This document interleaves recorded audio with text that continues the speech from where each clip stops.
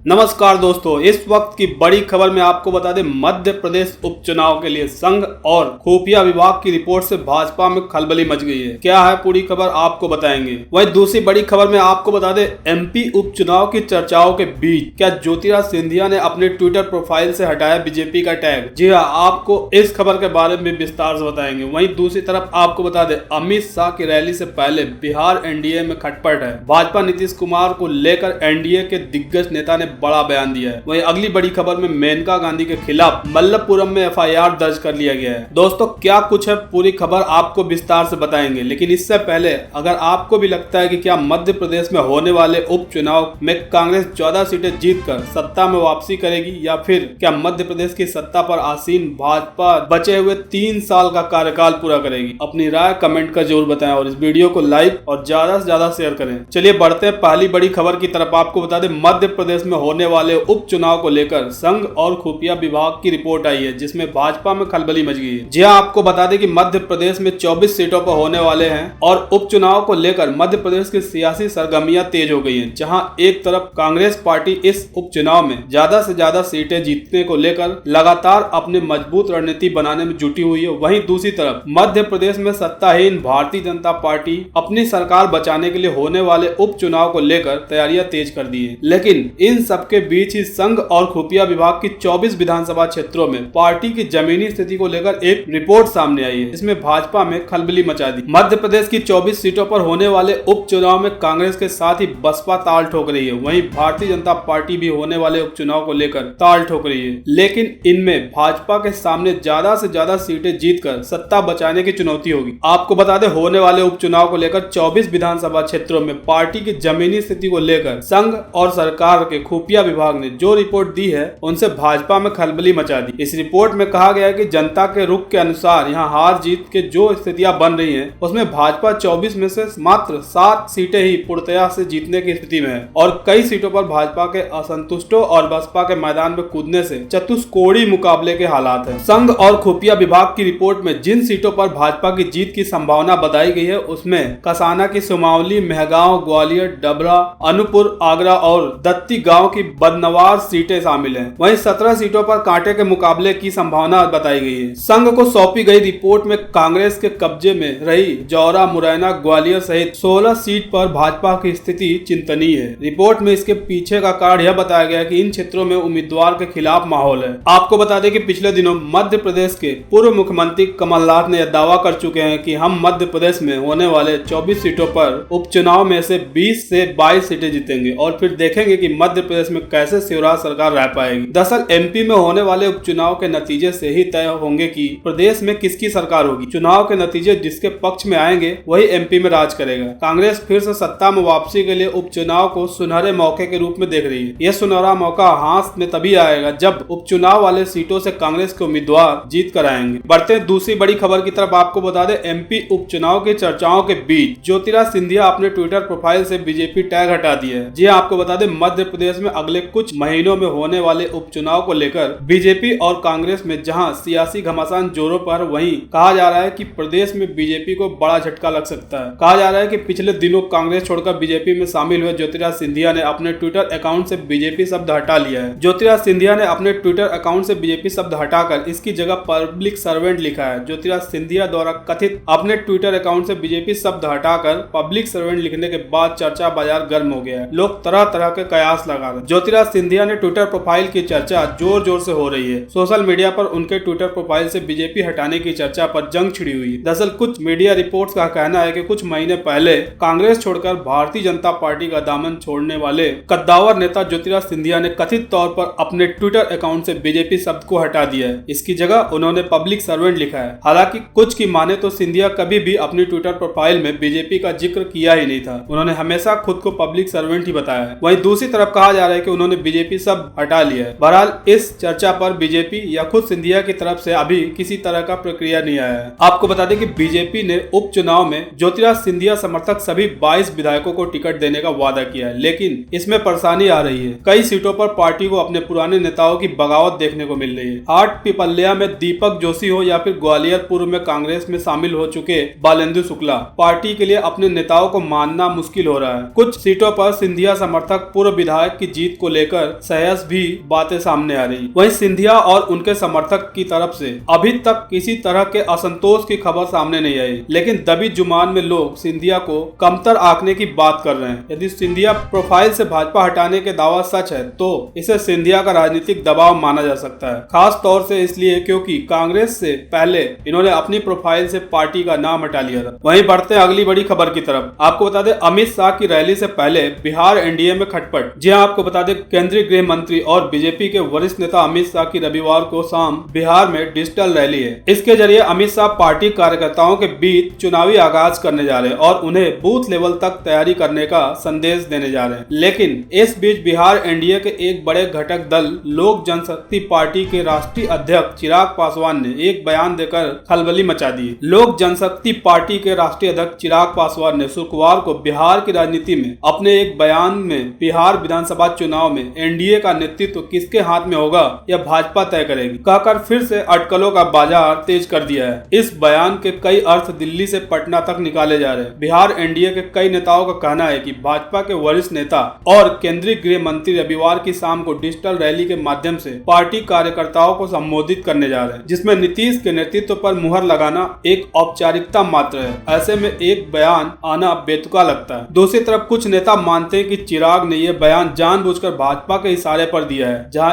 एक और वह भाजपा के पीछे खड़ा दिखना चाहते हैं, वहीं इस बयान से उन्होंने सार्वजनिक कर दिया है कि सीट शेयरिंग में अपनी पार्टी की हिस्सेदारी में अब नीतीश से नहीं बल्कि भाजपा के साथ मिलकर बैठकर तय करेंगे। वहीं बिहार भाजपा के वरिष्ठ नेता का कहना है कि चिराग पासवान अपने पिता की तरह हैं, जो लोकसभा चुनाव तक एक अच्छे सहयोगी के रूप में बर्ताव करते हैं, लेकिन एक बार जीत जाने के बाद विधानसभा चुनाव के विपक्ष के बजाय अपने सहयोगी के खिलाफ मोर्चा खोलकर बैठ जाते हैं। चिराग के बयानों से भी साफ है कि उनका अधिकांश समय नीतीश कुमार को घेरने से ज्यादा रहता है। चिराग शायद इस बात को भाप लिया है कि विधानसभा में भाजपा और नीतीश मिलकर उन्हें दरकिनार न कर दें, तो वे ऐसी पैतरेबाजी करते रहते हैं। हालांकि वो ये मानते हैं कि अरुण प्रकरण में नीतीश कुमार की छवि उनके दावों के बावजूद धूमिल हुई है और पूरे देश में उनकी एक नई छवि एक कमजोर नेता के रूप में बनी हुई है, जो अपने लोगों से या मीडिया से संकट के समय में बात करने में कोई रुचि नहीं रखती, बल्कि उनकी ज्यादा रुचि अपने पार्टी के विभिन्न प्रकोष्ठों के नेताओं और जिलाध्यक्षों से बातचीत करने में होती है। बिहार भाजपा के नेता कहते हैं कि ये सब उनकी पार्टी के राज्य अध्यक्ष को शोभा दे सकता है, लेकिन नीतीश का कदम खुद उनकी अपनी छवि के लिए आत्मघाती रहा है। जनता दल यूनाइटेड के नेता कहते हैं कि चिराग जो भी कहे, बिहार में एनडीए का जहां तक सवाल है तो खुद अमित शाह हो या सुशील मोदी जैसे वरिष्ठ नेता हो, उन्हें बार बार इस संबंध में साफ किया है कि चुनाव नीतीश कुमार के नेतृत्व में ही लड़ा जाएगा। जहां पर ये सारे मुद्दे हैं, ये प्रधानमंत्री नरेंद्र मोदी, अमित शाह और नीतीश कुमार के बीच का मामला है। उसे कोई सहयोगी दल, एक नेता एक बयान में नहीं बदल सकता। आपको बता दें कि इस साल के अक्टूबर नवंबर तक बिहार के 242 विधानसभा सीटों पर चुनाव होने वाले हैं। इससे पहले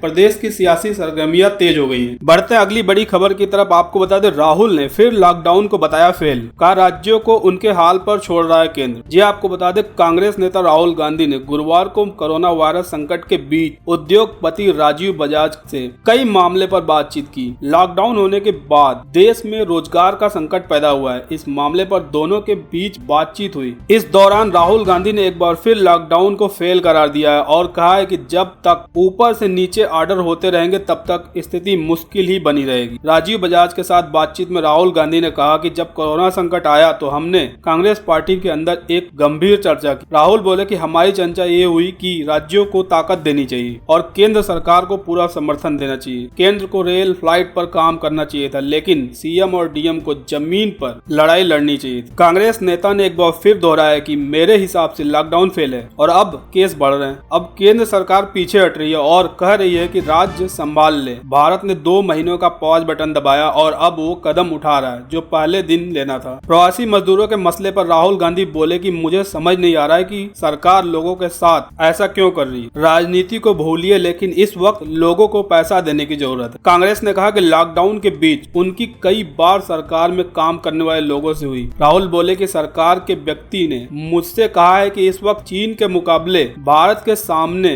काफी मौका है। अगर हम मजदूर को पैसा देंगे तो बिगड़ जाएंगे और काम पर नहीं जाएंगे। हम बाद में इन पैसे को दे सकते हैं। इस तरह की बातें मुझे कही गई। बढ़ते अगली बड़ी खबर की तरफ। आपको बता दें, राज्यसभा चुनाव में भाजपा को रोकने के लिए देवगौड़ा को समर्थन दे सकती है कांग्रेस। जी आपको बता दें, जनता दल सेक्युलर के सुप्रीमो एचडी देवेगौड़ा ने दोबारा संसद भवन में दिखाई देने की उम्मीद है। कांग्रेस उन्हें कर्नाटक से राज्यसभा सीट पर समर्थन देने के लिए तैयार है। पार्टी यह कदम आगामी राज्यसभा चुनाव में भाजपा के खाते में एक अतिरिक्त सीट को जाने से रोकने के लिए किया है। कांग्रेस ने शुक्रवार को अपनी एक सीट के लिए पार्टी के दिग्गज नेता और पूर्व लोकसभा सांसद मल्लिकार्जुन खड़गे के नाम की घोषणा की। कांग्रेस दक्षिणी राज्य से एक उम्मीदवार को आसानी से उच्च सदन भेज सकती है। खड़गे 2019 के लोकसभा चुनाव को हार गए थे। वहीं राज्य में कांग्रेस और जेडीएस गठबंधन ने मिलकर सरकार बनाई थी। हालांकि यह गठबंधन सरकार ज्यादा टिकी नहीं, क्योंकि बड़ी संख्या में कांग्रेस विधायक भाजपा में शामिल हो गए थे। खड़गे के समर्थन में वोट देने के बावजूद कांग्रेस के पास 14 अतिरिक्त विधायक बचेंगे। पार्टी के विश्वस्त सूत्रों का कहना है कि इन वोटों का इस्तेमाल प्रतिद्वंदी भाजपा को रोकने के लिए किया जाएगा। सूत्रों का कहना है कि देवेगौड़ा या फिर किसी अन्य स्वीकार्य उम्मीदवार को पार्टी समर्थन दे सकती है। सूत्र का कहना है कि जेडीएस ने अब तक कांग्रेस से समर्थन नहीं किया है, लेकिन दोनों पार्टियां मिलकर एक अन्य गैर भाजपा प्रतिनिधि को राज्यसभा में भेजने में सक्षम है। यदि दोनों पार्टियों के बीच इसे लेकर सहमति बन जाती है तो इससे विपक्ष की गिनती बढ़ जाएगी। वहीं दूसरी बड़ी खबर में आपको बता दें, स्वास्थ्य घोटाले की जांच हाईकोर्ट के जज से करवाने की मांग पर राजभवन पहुंची कांग्रेस। जी हां, आपको बता दें, पूर्व स्वास्थ्य निदेशक की घुसखोरी और पीपीई किट्स, वेंटिलेटर और सैनिटाइजर खरीद में कथित घोटाले के बाद प्रदेश कांग्रेस कमेटी राजभवन पहुंच गई है। कमेटी ने मामले की जांच उच्च न्यायालय के सिटिंग जज से करवाने की मांग। कांग्रेस के मुख्यमंत्री जयराम ठाकुर इस्तीफे के बाद स्वास्थ्य विभाग में की गई स्वास्थ्य उपकरणों की खरीद के साथ सभी प्रकार की खरीद पर श्वेत पत्र जारी करने की भी मांग की है। कांग्रेस नेताओं ने कहा है कि भाजपा प्रदेश अध्यक्ष ने अपने पद से इस्तीफा दे दिया है। इससे साफ है कि इसमें पार्टी की संलिप्तता आ रही है। स्वास्थ्य विभाग मुख्यमंत्री के पास है, इसलिए वह भी अपनी नैतिक जिम्मेदारी से बच नहीं सकते। इसके किसी भी निष्पक्ष जांच के लिए उनका इस पद से हटना आवश्यक है। ज्ञापन में कहा गया कि कुछ समय पूर्व सत्तारूढ़ दल ने नेताओं ने स्वास्थ्य विभाग में कथित गड़बड़ियों को लेकर एक पत्र भी उजागर किया था। इसमें तत्कालीन स्वास्थ्य मंत्री पर संगीन आरोप लगाए गए थे। सरकार ने इसकी जांच न कर उल्टे पत्र लिखने और भेजने वाले को ही ढूंढती रही। कांग्रेस ने पत्र में लगे आरोपी की जांच भी करवाने की मांग की है। कहा है कि मीडिया में आने के बाद सचिवालय में 50 रुपए के सैनिटाइजर खरीद को 130 रुपए अंकित करने के आरोपी अध्यक्ष को सस्पेंड किया गया है। आयुर्वेद विभाग में भी उपकरणों व दवाइयों की खरीद में हुए भ्रष्टाचार पर जांच मीडिया में आने के बाद शुरू की गई। बढ़ते अगली बड़ी खबर की तरफ। आपको बता दें, मेनका गांधी के खिलाफ मल्लपुरम में एफआईआर दर्ज कर लिया गया है। जी आपको बता दें, केरल में गर्भवती हथनी की दर्दनाक मौत को लेकर देश में गुस्से का माहौल है। हथनी की मौत पर भारतीय जनता पार्टी के सांसद मेनका गांधी भी कई बयान दे चुकी हैं। वह अब बयान को लेकर उनके खिलाफ केस दर्ज किया गया है। केरल के मल्लपुरम में भारतीय जनता पार्टी की सांसद मेनका गांधी पर उनके बयान को लेकर केस दर्ज कर लिया गया है। आईपीसी की धारा 153 के तहत मेनका गांधी पर एफआईआर दर्ज की गई है, जो धर्म, जाति, जन्म स्थान, निवास, भाषा आदि के आधार पर विभिन्न समूहों के बीच शत्रुता को बढ़ावा देने के लिए संबंधित है। हथनी की मौत को लेकर मेनका गांधी ने कहा था कि यह हत्या है। मल्लपुरम ऐसी घटनाओं के लिए कुख्यात है। यह देश का सबसे हिंसक राज्य है। यहाँ लोग सड़कों पर जहर फेंक देते हैं, जिसमें 300 से 400 पक्षी और कुत्ते एक साथ मर जाते हैं। केरल में हर तीसरे दिन एक हाथी को मार दिया जाता है। केरल सरकार ने मल्लपुरम मामले में अभी तक कोई कार्रवाई नहीं की है। ऐसा लगता है कि वो डरे हुए। मेनका गांधी के इस बयान पर कई लोगों ने आपत्ति जताई है। केरल विधानसभा में विपक्ष के नेता रमेश चेन्नीथाला ने भी मेनका गांधी से बयान वापस लेने को कहा है। रमेश चेन्नीथाला ने कहा है कि हथनी की मौत दुखद है। इस पूरे मामले में दोषियों के खिलाफ कार्रवाई की जानी चाहिए, लेकिन केरल के मल्लपुरम जिले को लेकर मेनका गांधी का बयान अस्वीकार्य है। वहीं मल्लपुरम को लेकर दिए गए बयान के कारण मेनका गांधी के खिलाफ 7 से ज्यादा शिकायतें थी, लेकिन